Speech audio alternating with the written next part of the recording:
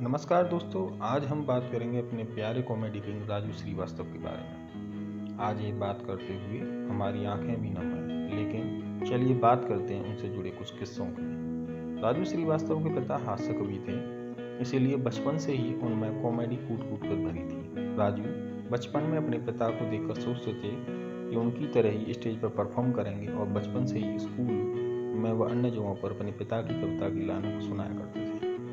इसके अलावा उन्हें सबकी नकल करने का भी शौक था।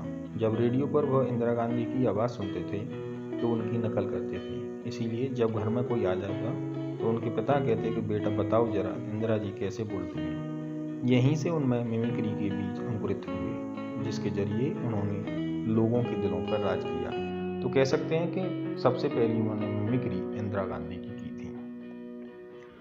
उनके परिवार के बारे में बात करें तो राजू श्रीवास्तव की बेटी अंतरा भी अपने पिता की तरह ही टैलेंटेड है। वह पेशे से डायरेक्टर हैं। उन्होंने फल्लू, पलटन, द जॉब, पटाखा और स्पीड डायल जैसी फिल्में की हैं। वहीं राजू श्रीवास्तव के बेटे एक सितार वादक हैं। वो अक्सर राजू के साथ अपने कुछ शो में नजर आते थे। मशहूर कॉमेडियन राजू श्रीवास्तव को गजोदर भैया के किरदार से खूब पहचान मिली। उन्होंने टीवी के comedy show the great Indian laughter challenge में इसी किरदार से सफलता की पहली सीढ़ी चढ़ी थी। आगे सबसे दिलचस्प बात यह है कि गजोदर भैया कोई काल्पनिक किरदार नहीं है, बल्कि गजोदर भैया वास्तविकता में थे। राजू का ननिहाल बेहटा ससान में था।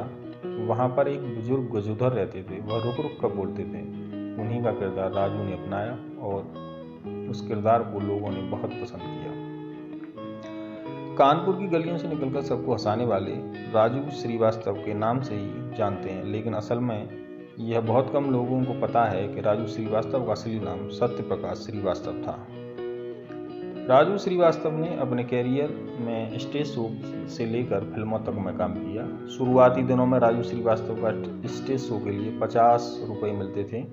वहीं सफलता मिलने के बाद वह एक शो के 5 से 10 लाख रुपए चार्ज करने लगे। कानपुर में जन्मे कॉमेडियन राजू के पिता रमेश चंद्र श्रीवास्तव एक जाने माने कवि थे और वह बलई काका के नाम से मशहूर थे। राजू को शुरुआती दिनों में कलाकारों की मिमिक्री करने का शौक था।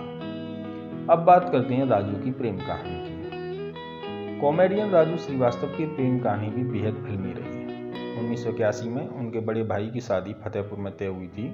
वहीं उन्होंने शिखा को पहली बार देखा और पहली ही नज़र में प्यार हो गया था।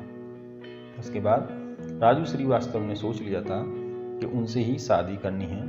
जिसके बाद उन्होंने शिखा के बारे में छानबीन की तो पता चला ये भाभी के चाचा की बेटी है और इटावा में रहती हैं। इसके बाद वह कोई न कोई बहाना बनाकर इटावा जाने लगे, लेकिन कुछ बोलने की हिम्मत ही नहीं थी। इसीलिए राजू उनके घर चिट्ठियां भेजा करते थे। 12 साल के बाद दोनों ने 17 मई 1993 को शादी कर ली। राजू श्रीवास्तव सेलेब्स के साथ ही राजनेताओं की मिमिक्री भी किया करते।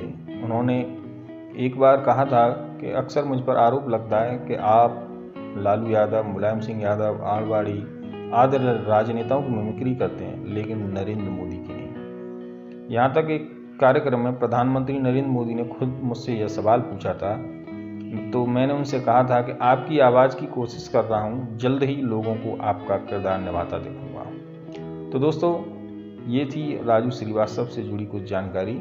आपको ये जानकारी अगर अच्छी लगी हो तो चैनल को सब्सक्राइब करें और शेयर करें।